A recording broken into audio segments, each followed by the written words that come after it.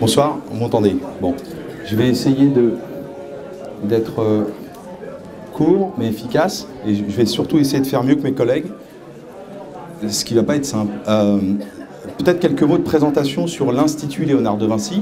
Donc l'Institut Léonard de Vinci, c'est un établissement, c'est un centre de formation continue, donc qui est une filiale à 100% de l'association Léonard de Vinci, que vous connaissez. Donc 3 écoles, l'école de management, l'école d'ingénieur et l'école de multimédia. L'Institut Léonard de Vinci, un peu en chiffres, en termes de certification, c'est 5 titres certifiés RNCP. C'est aussi une certification ISO 9001 et 29990 qui est aujourd'hui dans le domaine de la formation continue est un label indispensable, c'est un gage de qualité pour les entreprises et les apprenants. L'Institut Léonard de Vinci en chiffre d'affaires, c'est environ 3,8 millions d'euros et c'est surtout 7000 heures de formation. Les effectifs, c'est à peu près 500 personnes formées par an et près de 6500 personnes accueillies dans notre activité séminaire. L'activité séminaire, c'est des espaces que nous mettons à disposition de nos partenaires, entreprises de la défense, entreprises d'ailleurs, qui viennent former leurs salariés chez nous avec ou sans ingénierie de formation de l'Institut Léonard de Vinci. L'Institut Léonard de Vinci, c'est 3 pôles de compétences. D'abord le pôle digital. On a ce qu'on appelle des cycles longs et des cycles courts. Les cycles longs, c'est ce qu'on appelle évidemment les MBA spécialisés. On a un titre responsable e-marketing et e-commerce, plus connu sous le nom de MCI, Marketing Commerce sur Internet. On a Management de la sécurité des données numériques, Smart City, Smart Energy. Et puis on a aussi des cycles courts, donc des short time sur une journée, 2 jours.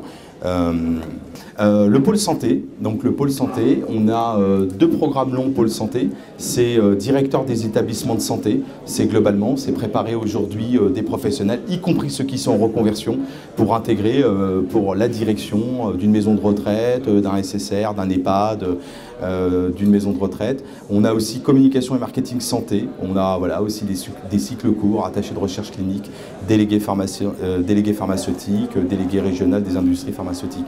Le pôle management qui est aussi un pôle très fort avec là encore responsable des achats, auditeur, contrôleur des gestions, management du risque, banque, finance, assurance, sécurité intérieure, RSE, performance des organisations et avec un cycle court commercialisation des activités de consulting.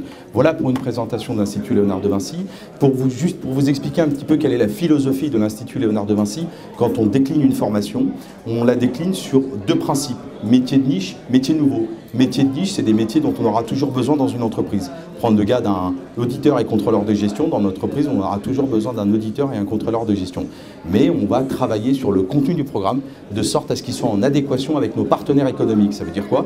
C'est-à-dire qu'on n'a pas vocation à faire dans notre petit coin une formation. On va s'appuyer sur les 3 écoles de l'association et on va aussi surtout s'appuyer sur les entreprises. Les métiers nouveaux, on dit souvent que 65% des métiers de demain n'existent pas aujourd'hui et donc on a vocation à innover avec les entreprises pour vous. C'est quoi? C'est management de la sécurité des données numériques. C'est vrai qu'on parle beaucoup de cybersécurité.